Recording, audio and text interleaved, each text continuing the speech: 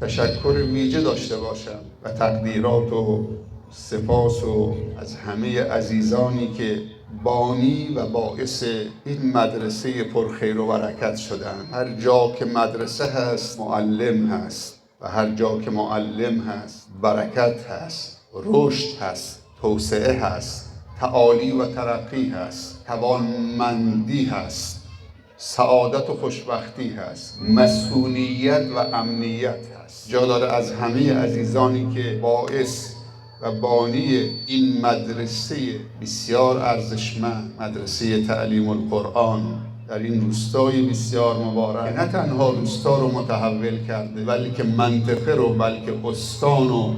استانها رو متحول کرده و تحولی که مد نظر من هست، مد نظر رب العالمین هست، تحول قرآنی و ایمانی است.